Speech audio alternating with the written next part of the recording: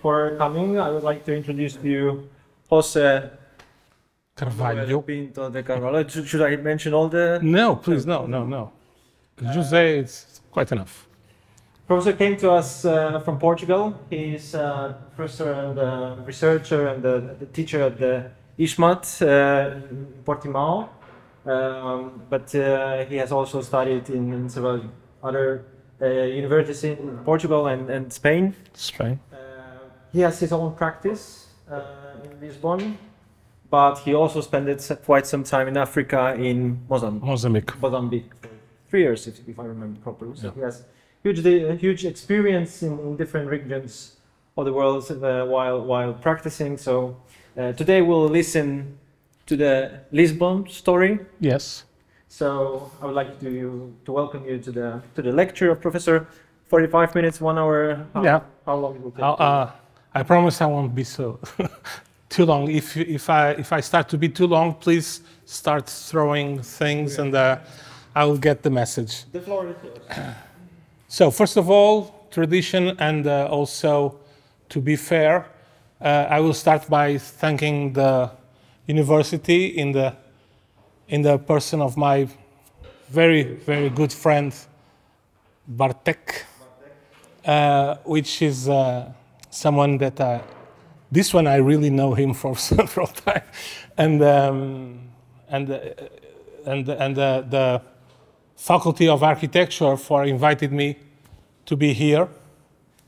So I should be thankful and silent, but now I'll be vengeful, and I will talk about something which I love, which is my city, Lisbon. The original name for the presentation was not Lisbon Story, because if it was Lisbon Story, which is a movie by Wim Wenders about Lisbon, that I really say that you should see it. But if I was talking about Lisbon Story, I would do 2 things wrong. The first of all, I'm not an historian. I'm an architect. So we will talk about city. And the second one is that Lisbon has around 3,000 years of history. So 45 minutes would not be enough. What I'm going to show you and talk a bit about is about the idea of a city which is a port city. A port city, it doesn't mean that it's a city with a port, you know, for the boats. A port city is a city that is born because there is a port. There is a place to do a port. So it's not possible to take the city without understanding that the reason to be of the city is the existence of this, let's say, geographical situation of a deep water port. And we'll talk about a bit more. But the idea that a port city will have its port as its center, or her, I don't know if city is feminine or whatever, its center, it's the port. So, but Lisbon history was a good idea from a good friend, and it's a lot more romantic than saying Lisbon, a city with a lining center or something like that. So, to start with, because I think that most of you never heard about Lisbon, and of course never heard about Portugal. Portugal is the countries, and it's this. And this, of course, is Iberia. And the rest is Europe, of course. We are the face of Europe. Well, I do prefer to call it the face because the other hand is not so good. Anyway, we are facing the ocean, the Atlantic Ocean, and for us the sea and the land is the same. I mean, our country is the sea with the land. We cannot take it one from the other. And to have an idea of the importance of a place like Lisbon is This place, Iberia, here, is the westernmost part of Europe. So in front of us, we have America. And so from the 14th century, boats coming from Portugal and from Spain, which is the country, this small country on the side, have been traveling all over. And the Portuguese boats get, in the 15th century, they get so far as China, Japan, India, of course, all the coast of Africa, and also South America, Brazil mainly, while the Spanish took the rest of the world for them.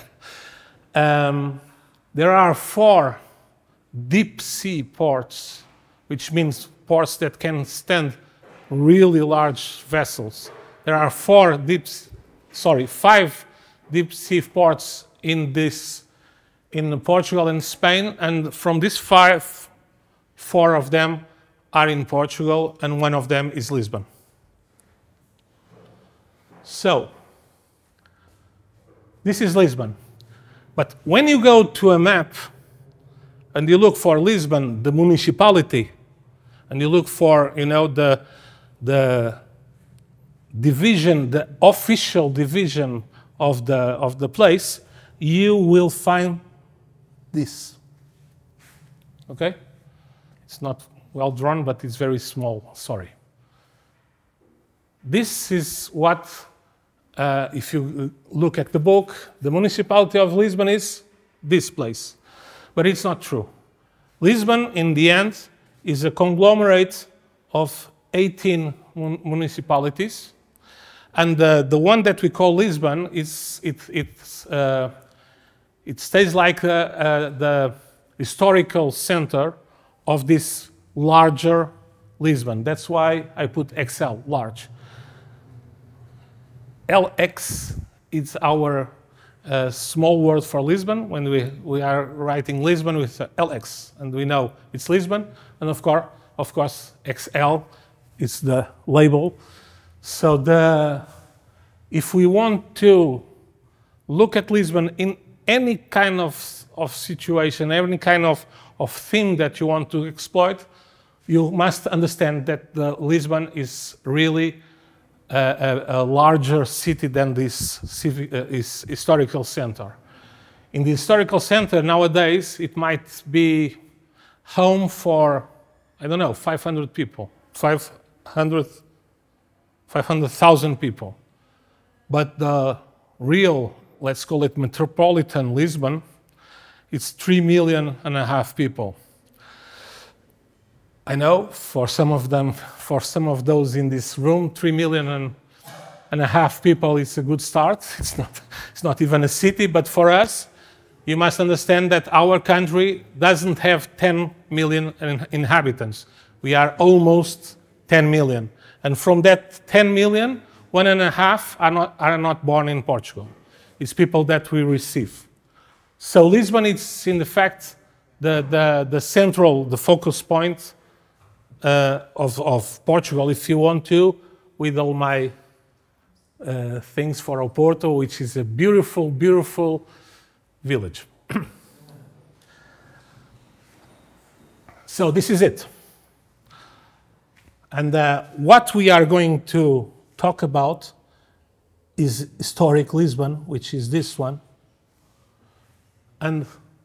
But this image is very important for you to understand that, maybe I do it here, it's too big. This is the estuary of the river Tejo, Tagus, you can find it also in English. And the river Tejo goes on and on and on and on, and it comes back, of course. It starts near Madrid, in the center of the peninsula. It's the biggest or the largest river in the Iberia. And we have here this situation, which is an estuary, which means that we have the perfect conditions. It's a deep estuary, so we have the perfect conditions to have a really concealed and somehow protected port. the boats that coming from, you know, wherever in the world will come here. Again, this is all the municipalities. Setúbal, Sesimbra, I won't bother with you with this, but believe me, but the most important thing that we have to understand here, and I need some of your architectural imagination, because we are going to be talking mostly of, this here, which on the north part of on the north shore, but everything that I will tell you about the north shore, you must at the same time be thinking there's another shore, there's another side of it, because it's absolutely different to look at a port city that faces the sea or a port city that faces another. So this river, it's on the middle of the city. Is not, and it's not a river that divides a territory. It's a river that, in fact, unites the territory.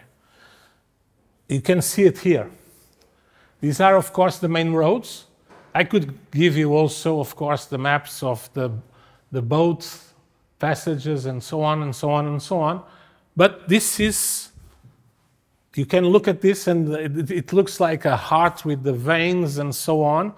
And of course, everything goes to that place. If you go in this direction, for 300 kilometers, you will meet that beautiful village called Porto. If you go in this direction, for 300 kilometers, you will meet my school in Portimão, Algarve. And if you go in this direction, for 200 kilometers, 220, you will enter Spain. And 400 more, you're in the center of Spain, in Madrid. But the real direction of this territory, the thing that makes this what it is today, is this direction, the ocean.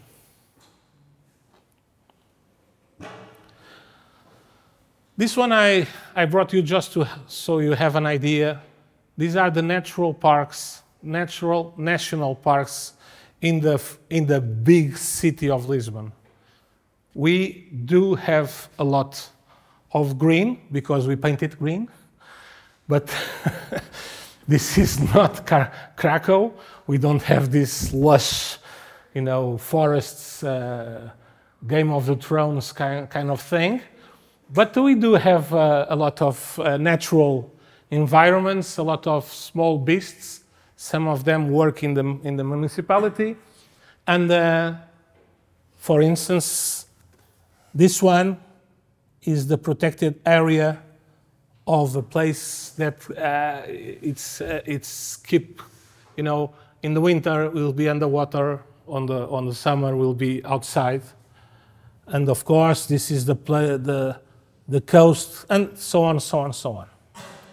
So this is the historical Lisbon today.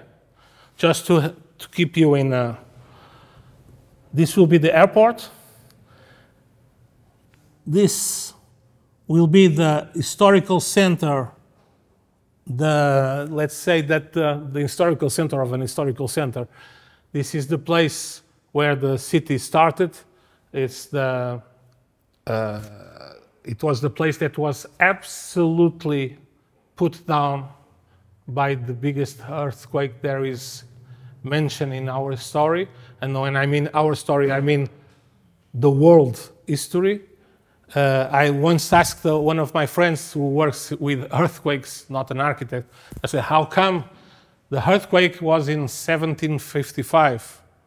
1 November, 11 o'clock in the morning.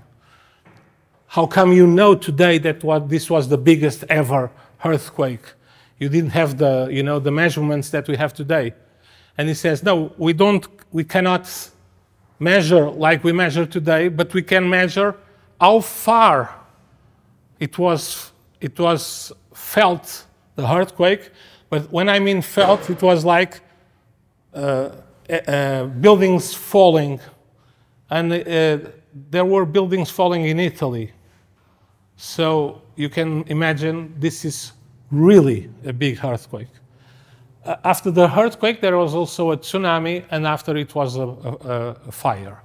So we really wiped out the city, and we did it again. If you now go to the center of Lisbon, you will find an 18th century absolutely rational city in a place where, and in the side I can tell you that the most important and the most interesting architectural / urban design lesson that you can get from here is not so much the new 18th century thing, but the way that the 18th century thing connects with the older tissue around. It's really, I won't get to that, that will be another presentation, but it's really, really something that if you go there, and you should, you will have a lot of fun looking at. The second, so this is the airport, this is another airport, but it's for the military. This is the bridge from the 60s, which 2 kilometers long bridge, done by the same engineer team that did the bridge in San Francisco, you know, the big Golden Gate, which is not golden, it's red. But the Golden Gate Bridge in the same team did the red bridge in Portugal, in Lisbon, in 1996. And it was because of this bridge that now the city, you can say that both sides of the river is the same city. And this is the other bridge that it was built in 1998. You say, okay, so the people from the 60s were smarter because they found the shortest span and they built a 2 kilometers bridge. And these crazy guys in the end of the 20th century look for a bridge that is 17 kilometers long. The reason is here, I was now drawing on the, here you have 60 meters deep, here you have 2. So it's easier to build a bridge longer than a bridge deeper. And it was the Dutch who did it. Now we can finally come to Lisbon, and I remember the beginning of our talk. I was talking about Port City. You look at this picture, which will be around. We are not seeing the complete, sorry, we are not seeing the complete picture. There should be a number on the left side of the picture, which is, it means this is around the 16th century, the 15th century, the moment that Portugal was, you know, going to Africa, Asia, America, and so on with these boats. And that's the city. And if you look at it, you see that this is the edge of the city, and everything else on shore is a port. So the port was not separated from the city. The port, in fact, was the city center. Here, just to find one, this is the palace of the king. So in this, let's say, avenue by the water, which is the port, you have, in fact, the most important road in the city, the road that connects everything. Everything that's important will be on this road. So you don't have a central point that you say this is the center. You have a line that it's the center. And everything that is something important will be along this. And at the same time, because in this time it was very common, it was when they started to do these designs of, you know, these perspectives of cities, and the people would love to have, well, healthy people would love to have this in their houses.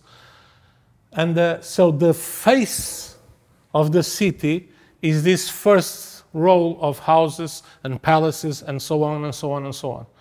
So it's not possible to say this is the port, this is the city. This is Lisbon. And we have a lot of these in the world. It's the same in America, it's the same in Asia, the same in Africa, and so on and so on. If there's a city, if there's a port, if they were born together, it's the same element.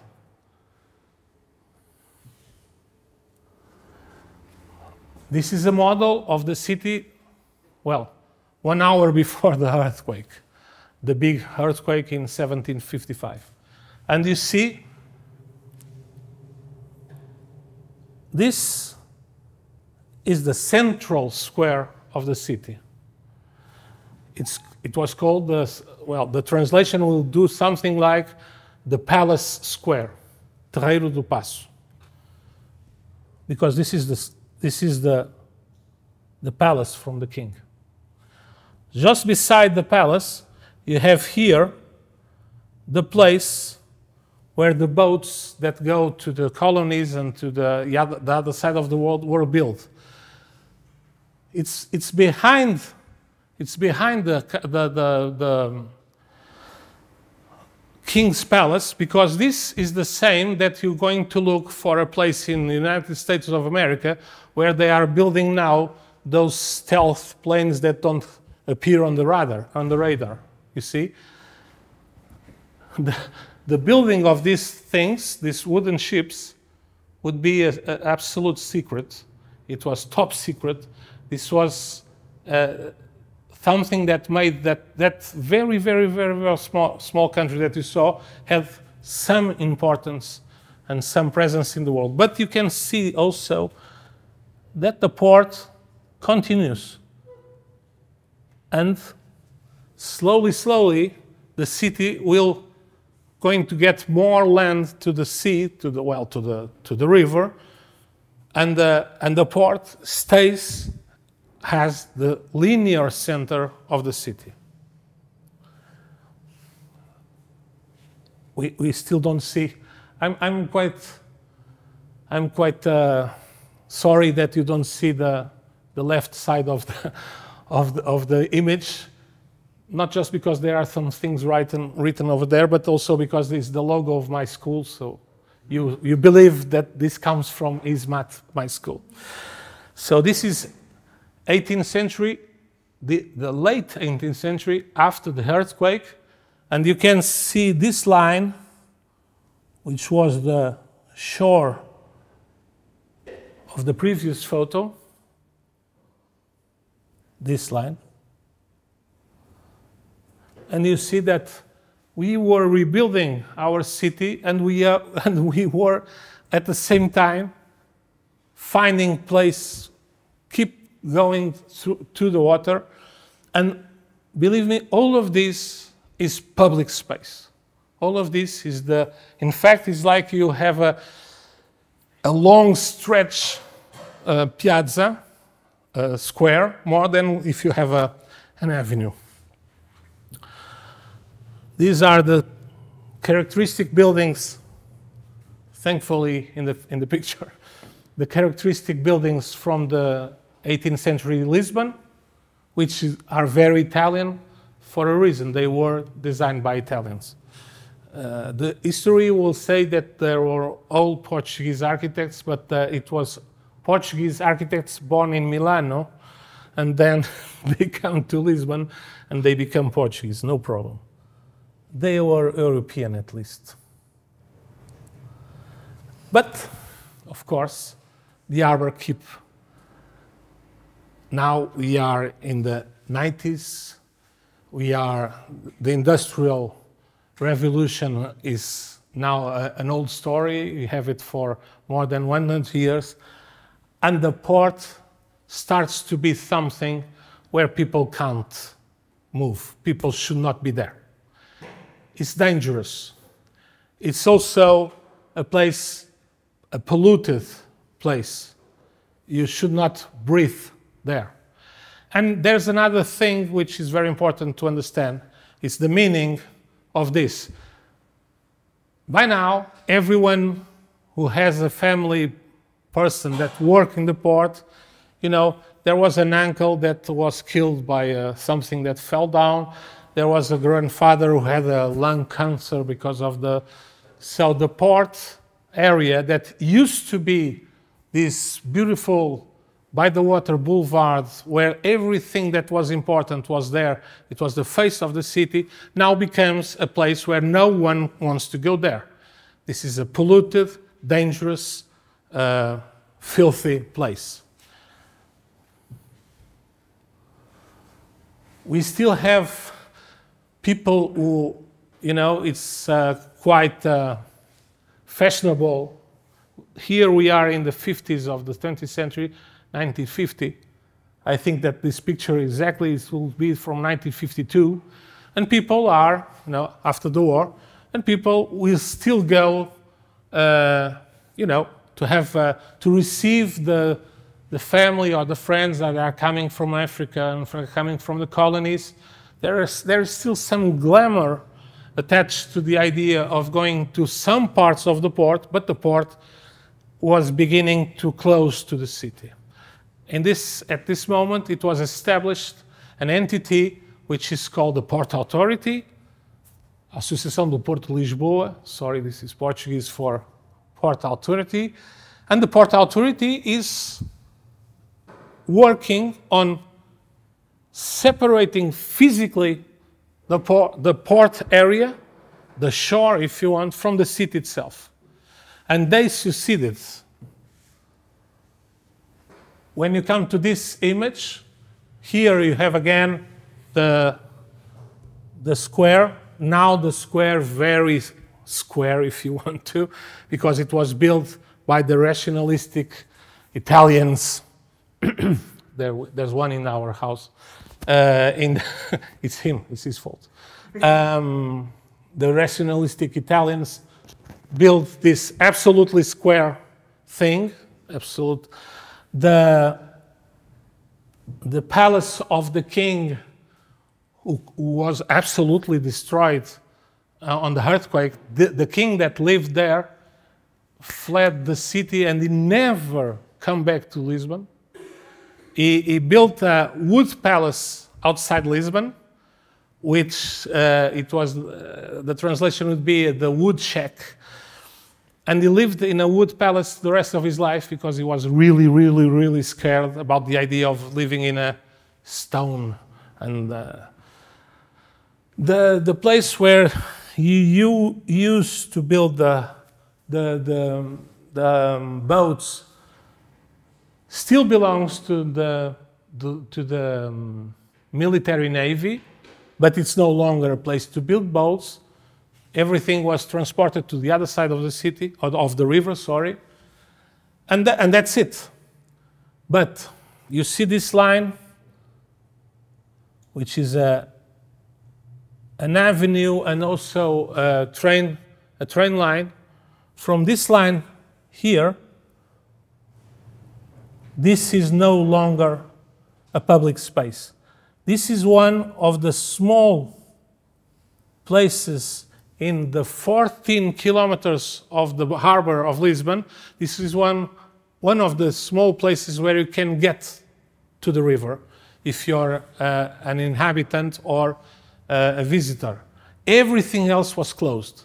Port Authority will rule over there. Not even the municipality could say anything about it.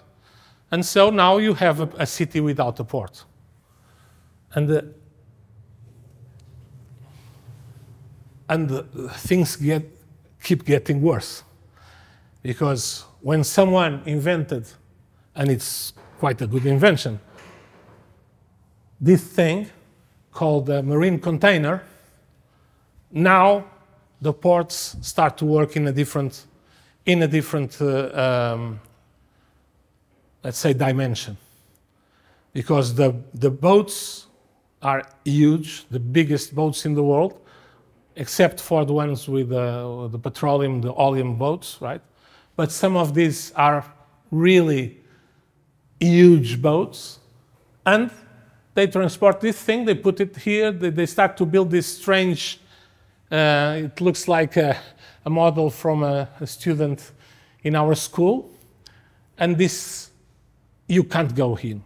And, but at the same time, this made that the port don't need to be so big. I mean, before you have 14 kilometers of port, and now you can have 10 times the movement in a very short, well, short, let's say 3 kilometers long.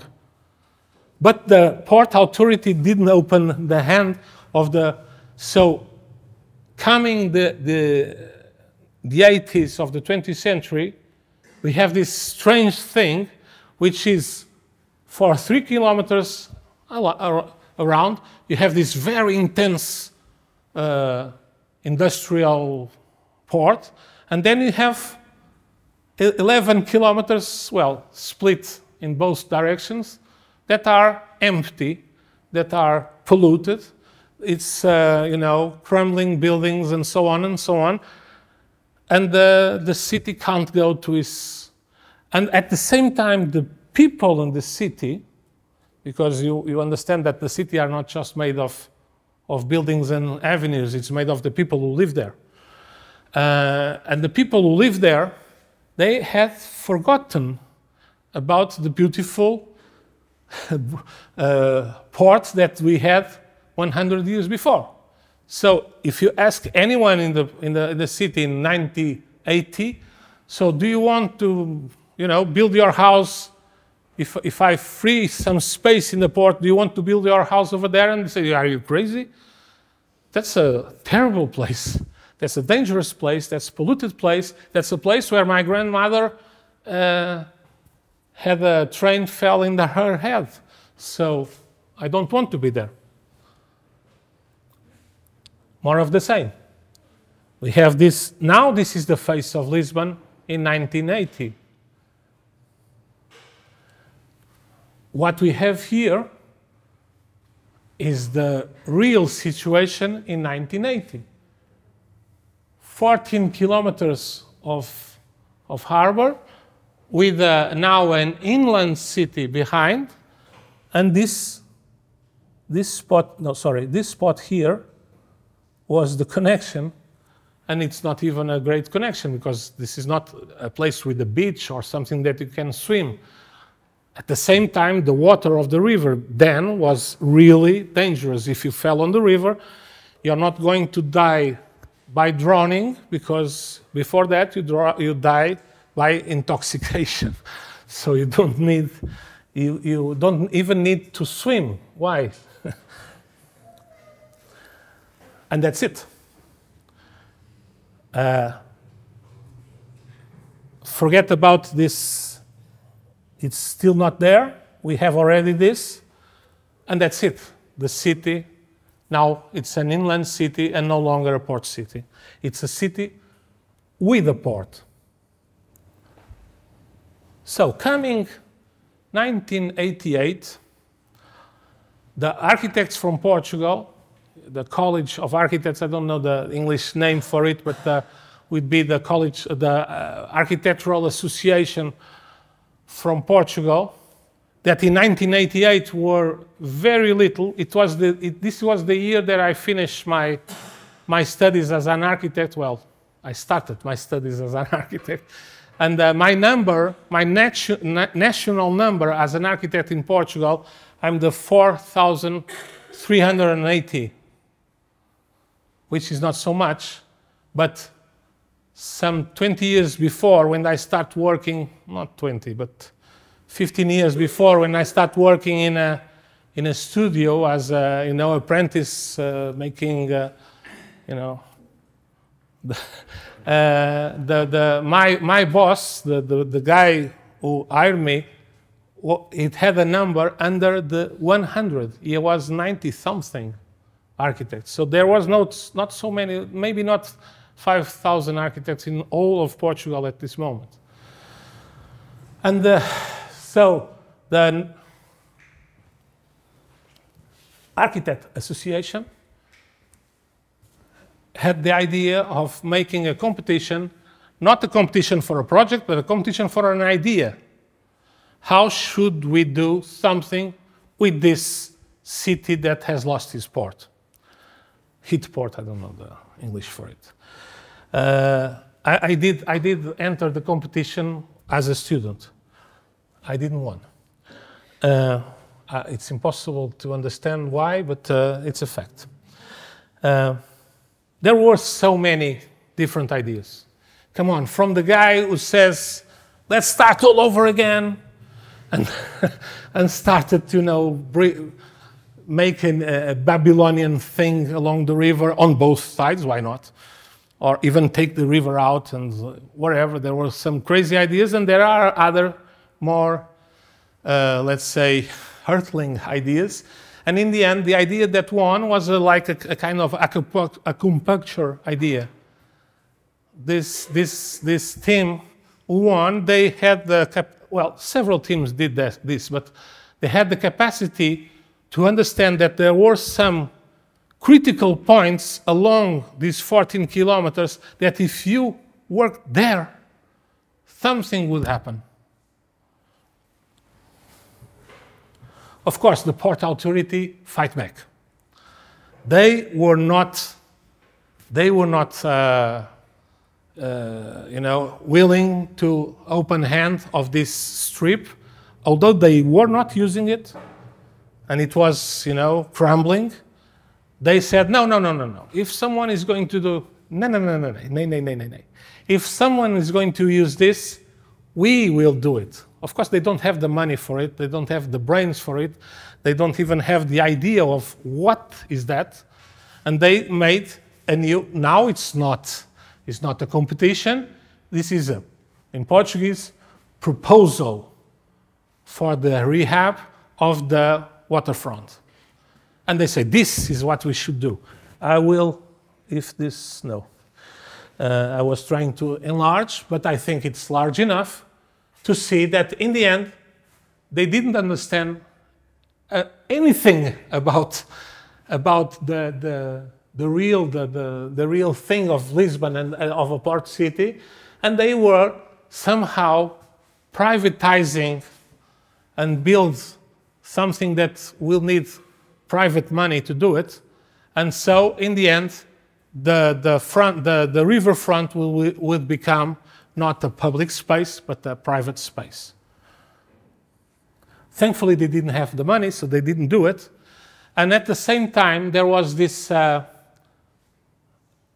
parallel two examples that they are separated by 2 years, but everything here happens between the 88 competition and 1992. So we are talking about 4 years apart, but in fact it was just 2 years apart. And they are two different projects. This project, which I will show you very quickly, it's a public project. When I mean public, I know Port Authority should be public, but it's running like an enterprise, a private enterprise. And this one was because the Port Authority was feeling the pressure, and they say, okay, come on, we will free another place, we will give it to the city. So this is the first one. This is a project by, again, an architect from Italy. We do love our Italians. Thankfully, the crop cuts the name of the guy, and because it only has the Portuguese who work with him. But of course, it was Vittorio Gregotti, who, as you know, very, very unloved Italian architect in Italy, because in Portugal we do love the guy. And he just died with COVID. And Manuel Salgado, which, as you see, it's going to be a very important figure along the way. So they built this, which is, of course, a castle, if you want, a fortress. In the typology, it's a fortress. You can compare this with the plans of fortress that Portuguese have built along the centuries in Northern Africa, in Asia, India, so on. But this was done as a civic cultural center that would work for a very short number of years first as the center of Europe, because it was Portugal has just entered the European community, and it was the first time that Portugal would have the presidency of the community. So we built this fort, this Portuguese fort by an Italian, to be the center of Europe. And it was, and it worked. And it's still working today as a cultural center. And it's a really, really nice place to be. It's in Belém. Over there is Jerónimos and so on and so on. This is the answer by the Port Authority. What they did was getting these warehouses that were crumbling. They rehabbed the warehouses. They became restaurants and bars and so on. And especially they let people in from both sides. So this became a very hip place in the night, which is something that's good to have in a city. We had others, but somehow, but of course, when you look at 14 kilometers closed and they give you 10 warehouses to have some beer, the city was not so it was not so pleased with it. So finally, in 1994, the municipality took the thing in its hand. There was a change in the law. Now, Port Authority still exists, but it must respond to the planning of the city. It is no longer independent decision. And in 1994, the municipal plan, the new municipal plan, says that this stripe is absolutely important. This stripe is absolutely strategic. And now, how can we deal with this? Because Portugal is by no means a rich country. And Lisbon is by no means a rich city. So now you have 14 kilometers. How do you do it? Because if you look for, which is the classic example of this situation, if you look to London, in the Docklands, they rehab the similar situation, something that was close to the city, something that was polluted, something that was crumbling. And they did, of course, the business center of London, which is the business center almost of Europe and America at the same time. It's the hub where everything comes and goes from both sides of the Atlantic. But they did have the money to do it. Even the companies who are there, they will pay for it. Come on, it's Monday, we pay. Tuesday, we get along. But we didn't have that kind of means. So the first thing that we did, which is that still today is the largest, it's over there, and this is the place where it was made the Universal Exposition in 1998, which used to be, of course, the port, you know, and it was polluted, it was closed, it was really, really a bad place to be. You could not survive there, in fact, it was so polluted. 1998 is a year that Lisbon changed because of this. Because we decided to do, we Portuguese, I was already an architect, I didn't have no say in this, but we Portuguese decided to do this, and we did it, which is something, if you come on, but between a political decision, an economical decision, an urbanistic decision, and the decision itself to be made, usually is very, very difficult. But we had this we won the competition.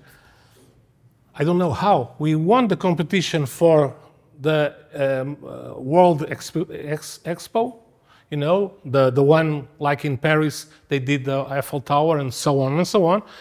So now we have an opportunity. We have money coming from Europe. You have private business wanting to go in, and we really work very, very, very rapidly. And in the matter of 3 years, the thing was planned, the thing was projected, was designed, and the thing was done. And we had one wonderful, well, maybe not wonderful, but a very good situation.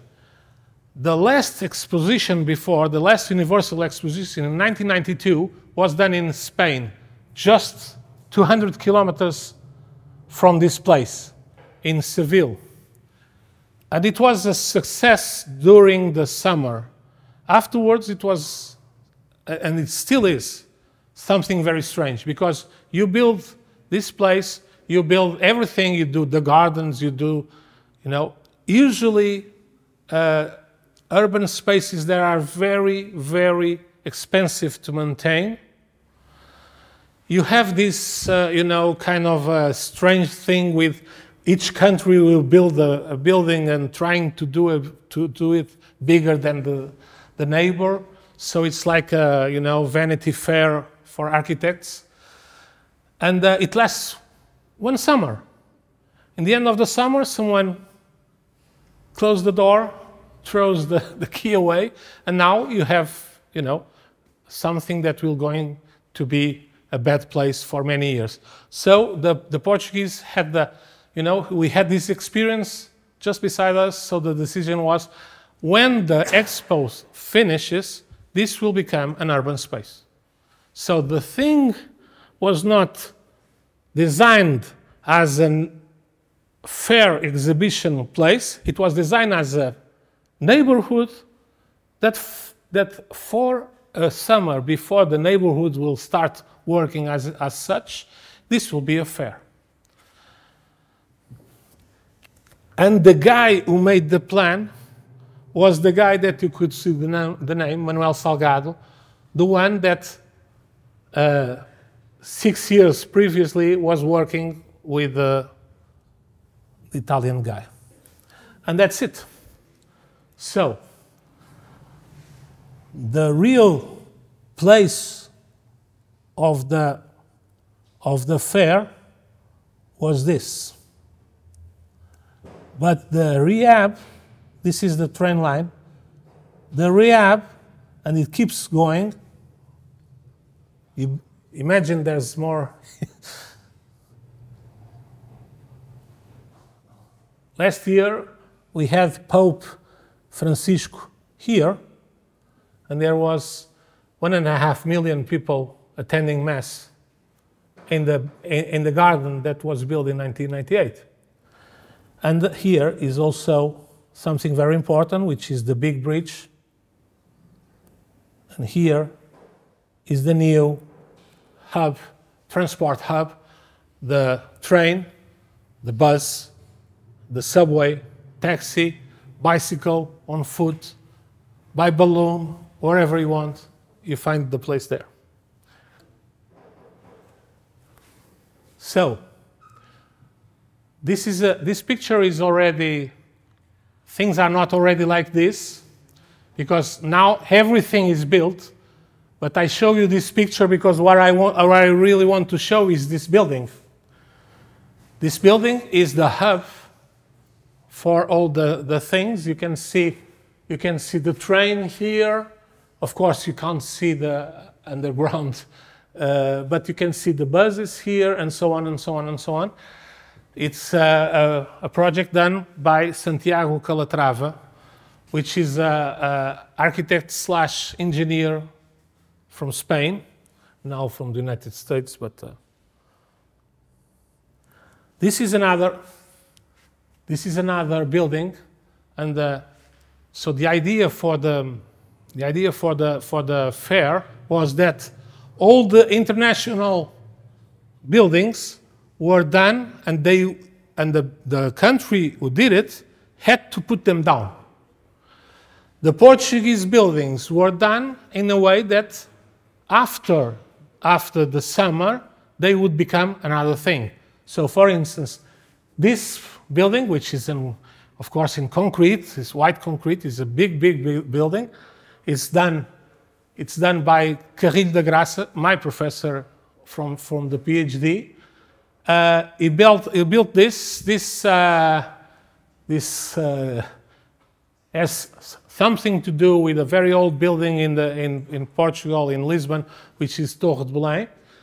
It has the same spatial structure, but it's absolutely bigger. And it was during the summer. This was a place it was known as the Pavilion of Knowledge, and now is the Museum of Science. So it was built to last. It was not built to. I'm giving you some examples. We have a lot more. This, of course, by César Vieira. I'm sorry because I took this from Google, and it looks like there's a desert storm here, but no. In fact, this is a covered square, and it was the Portuguese pavilion, the one that should be the face of the country. And everything, every day during the festival would start here. Each day of the festival was dedicated for a different country, and it would start under this huge concrete thing, veil almost. It looks like fabric, but it's not. It's not a cloth. It's concrete. Starts here and goes. Now this belongs to the University of Lisbon. So this is like the rectorate of the University of Lisbon. You can see behind that one, the thing that looks like a boat that had a huge accident. That it's multi-thing pavilion where you can listen to music or wherever, or see, a sportive event and so on. It's built in wood. The European Wood Code had to change to build this because it's a big span, of course, laminated wood, and outside is metal. You tell me if you like it. I really think it's about turned upside down, but it happens in Portugal a lot. And for instance, these were built after. This is the headquarters of Vodafone. So again, what we see is the important, like it or not, the important things come back to the harbor, come back to the front.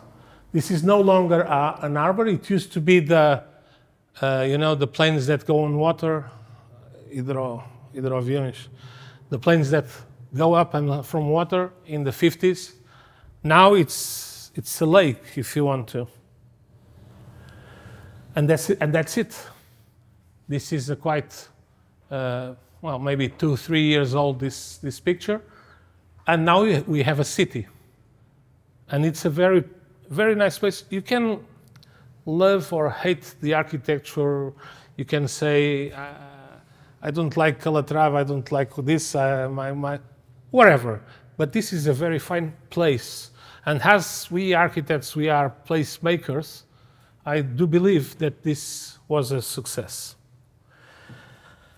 And now you cannot stop it.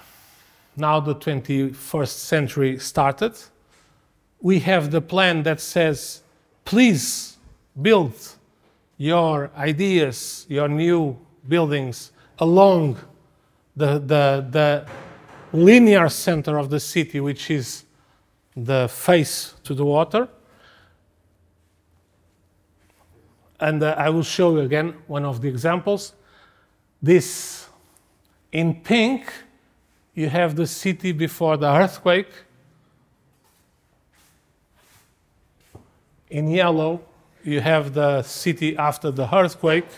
And of course, here you have the main square the castle, the palace for the king, and the boats, and so on, and so on, and so on. This is, I'm trying to remember you about the 18th century. So this was done. This was one of the most important and strategic projects that were done. Of course, public space, public space, public space, public space.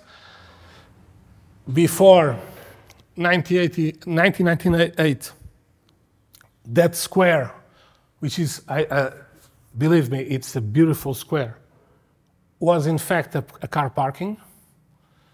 You have the road that goes in front of it here, had 5 lanes, so you could not cross it, because in Portugal, we are not in Krakow, that you're 120 meters from the road and you look at the guy in the car and the guy, stop, what, this guy, no, in Portugal, you're closing to the road and the guys on the car look like, it's mine, go away, I'm going to kill him.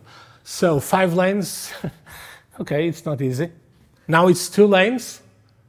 It's not working. Why? Because there was a plan to do an underground, a tunnel, to take all the other lanes that we took out. But there was an accident and people died and so on. And so we are still waiting for the tunnel to happen. And this was a strategy. I will not bore you with this, but the strategy was, we are going to spend all of our money here, but we have to have a bit less money here, and a bit less money here, and a bit less money here. So it was not a question, again, it was not a question of looking at the square and say, I'm going to work on this square. It's looking at a place and understand strategically where do you put your focus and, of course, your efforts, your projects. Now it's the square. Of course, I should have here maybe an image of the square before. And also, this image is terrible because we have low tide. And the tides in Lisbon are 3 meters indifferent. The normal tide, it could be bigger. So in low tide, you have these, strange little, not so nice things. And that's a river, that's not a sewage. That's clean water coming from all over the city. And now this is the square finished. It's very nice. It was just brand new. So now if you go there, you will find a lot of chairs and umbrellas and so on all around. One of the big difference was that these buildings around the square used to be ministries. Now they're not. They are still public, but from the first floor up. The ground floor, it's restaurants, bars, and so on and so on and so on. This is another place. That square stands for our right. This is the major hub, nowadays, the major hub for the inter-regional transportation. The other one from the Spanish from Calatrava, it's quite international hub. This one is for the people who live on that big city that I call Lisbon, coming to the center of Lisbon, and every day 1.5 million people will cross this. Again, we have the train, we have the subway, we have the bus, we have the tramway, and every kind of situation, but we are talking about an inner city, a very small region thing compared to the other one, which is international. And that's it. This is the hub that was done. This building will have everything in it. You have the boats that cross the river. You have the train that comes from the east. You have the subway that goes by, and everything else. And you see Lisbon behind, livingly happy. This is the other side. You must imagine the square city in the middle. You have one hub and the other hub, which is the old, this blue thing. Now it's no longer blue, but it's the main train station from the west, the metro, so on, so on, so on, so on. In front, you have warehouses that were transformed. So we didn't accept the offering from the port in the 80s, but we said, oh, well, that's not such a bad idea. So we did it again here. This is restaurants and bars and so on. This is a beautiful garden that was built in the place that it was the building of the old boats. Again, the main plaza, the king's palace, and archaeologists put up the walls for the system to build the boats. Now we don't build boats, but it's a beautiful, beautiful garden by the water. On the other side, the square is over there. This used to be from the Navy, I mean the military Navy. Now, again, it's a public space with the bars and so on, and boats, because as you might imagine, there's a lot of people in Lisbon who own his own boats. Not my case, but so 2010 on, we have this closed. Now we are again a port city, and again the city will have its front as its center, and most of the most important buildings and spaces and public spaces and whatever you want are spread along these 14 kilometers. Now I ask you, are you tired? Because I can show you fast some of the buildings, but not, or we can stop here. Really? Do you want some water? So, the tower, the control tower of the river, which works exactly like a control tower in an airport, because in this river, remember I told you this is deep water, so you have huge boats crossing each other. You need some control.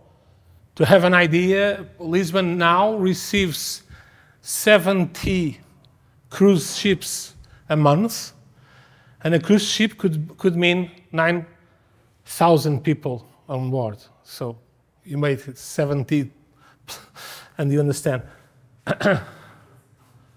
This is very difficult to see, but this is a beautiful, beautiful, beautiful building by Carrilho da Graça, a professor, this is the presidential palace. So this is not a public building. This is how we call the place where you put the files in. And this one, it's something that I can't manage to find the author. This fishy thing. Oh, this is a.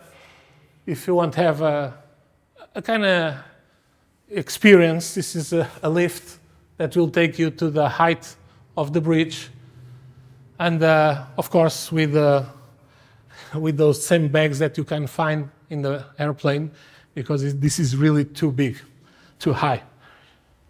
This is a strange sculpture architectural thing it's done here. Why?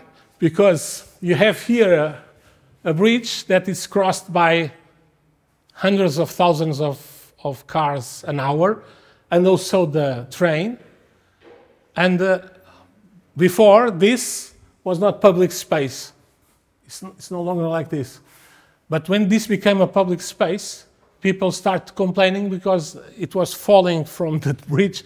It was falling like car pieces, screws, boiling water. Those kinds of things, which is not so nice to, you're looking at it. So the port authority built this, let's call it umbrella, which I find it at least amusing, but it's a strange piece. But You won't find it in any architectural guide of Lisbon or else, and you cannot find the author, because the Port Authority is something strange. It's like a monastery. They are inside and we don't know what they are doing. Over there, in the top, it's a foundation, the foundation which is really, it's an hospital and a research place for cancer, especially the cancer, I don't know, the one that will kill you. At least it killed my mother, so it's a very bad cancer. And the guy, Champalimaud, was a rich guy that left his money for this research, and it's, well, it's not perfect, but it's going along. This is a museum by English architect Amanda Leavitt, which is this kind of a wave, right? Which is, in fact, is an extension from the other 18th, 19th century building, which was a power plant with coal. It's now it's the Electric and Energy Museum, and this is the continuation, where you will find very, very nice presentations. But the nicest is this has become a beautiful place to see the river. You can go up this wave, and you surf the Amanda Leavitt's wave while you are looking at the river. Here, because not everything is new, here used to be an old soap factory and other industries, and it has become quite of a strange artistic space where you can find everything happening at the same time, and sometimes also things falling on your head. But it's a very cultural hub, things happening. This is the Chariots Museum, done by Paulo Mendes da Rocha, which is a very famous, well, at least for us, very famous Brazilian architect.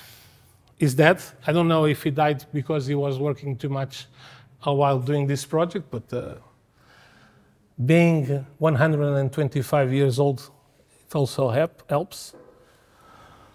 That's a new hospital done by the same Portuguese guy who did the thing with the Italian on the beginning, and then did the... And you'll be amazed, if not astonished, to understand that he was working like the chief of the municipality.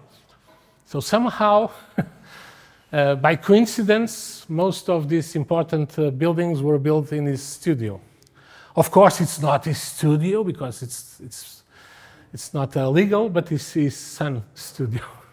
And the son has the same name, so everything all right. That is the new cruise ship, well, new, now it's 5 or 6 years old.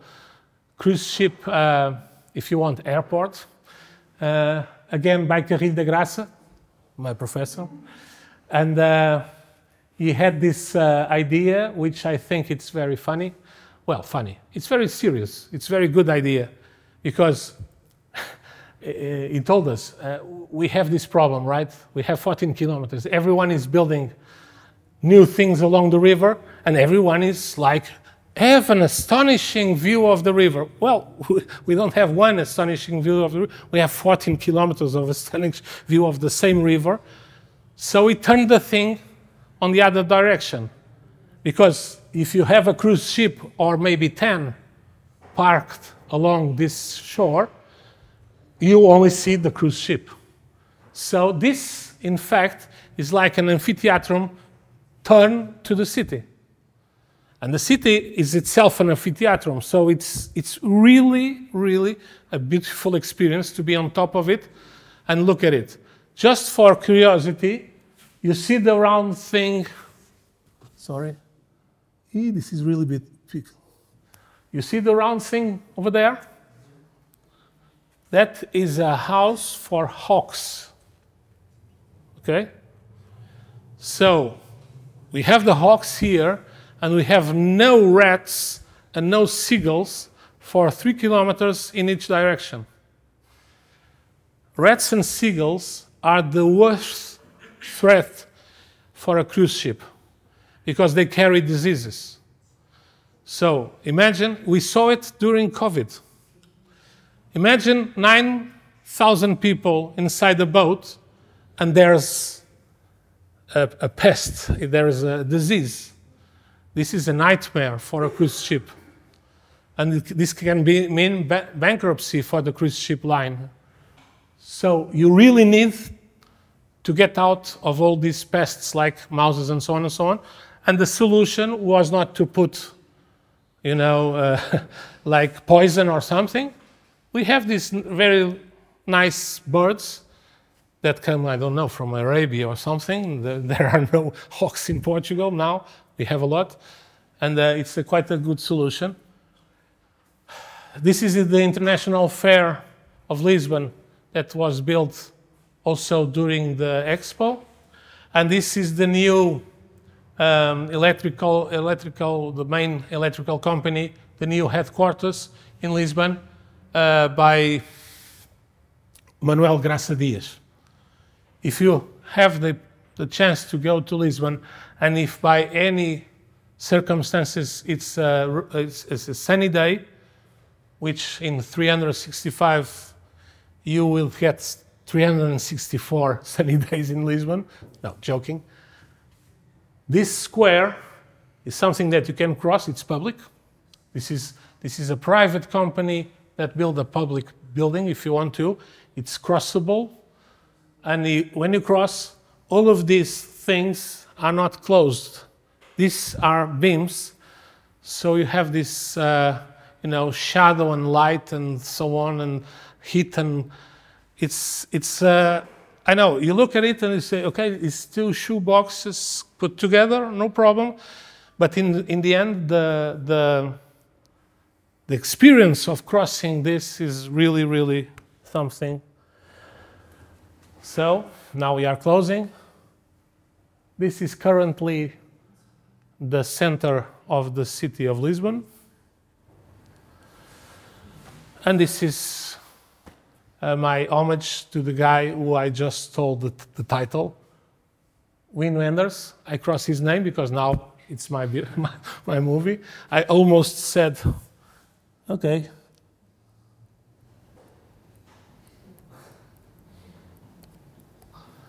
Lisbon story. Dziękuję.